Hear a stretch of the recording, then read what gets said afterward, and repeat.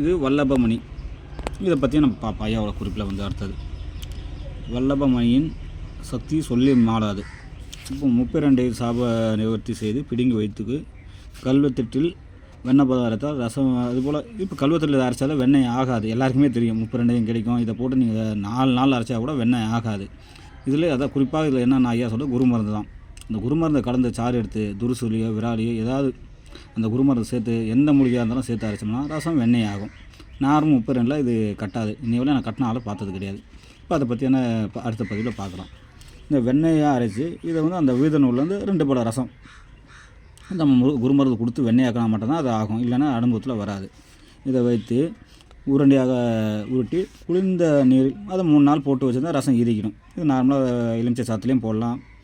அதுக்கப்புறம் வந்து நம்ம தண்ணியில் போட்டு வச்சோன்னா கல் போல் இறுக்கிடும். அதுக்கப்புறம் இதோட சாரான முறைகளை பார்ப்போம் என்னென்னு சொல்கிறாங்கன்னுட்டு. அதை பின்பு ஆரைக்கீரை. இந்த கீரை எல்லாருக்குமே வயல்வெளியில் இருக்கும், நீராறுன்னு சொல்லுவாங்க.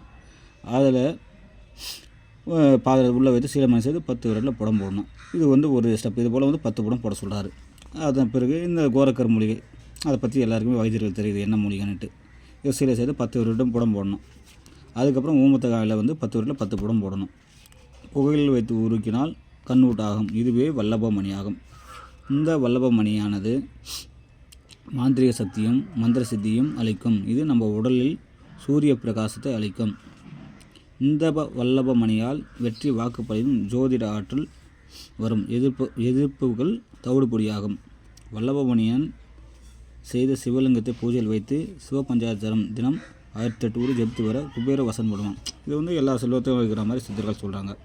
என்னென்னா மெயினானது வந்து குருமருந்தால் மட்டும்தான் இது சாத்தியமாகும். வெறும் மொழிகளை வந்து அவ்வளோ சீக்கிரம் ஆகாது. அது அவங்கவுங்க அறிவுக்காக, இது தெரிஞ்சதுக்காக இந்த பதிவு பாருங்கள். அடுத்த பதிவில் பார்ப்போம் வல்லபமணி இதை பற்றி பார்த்தது.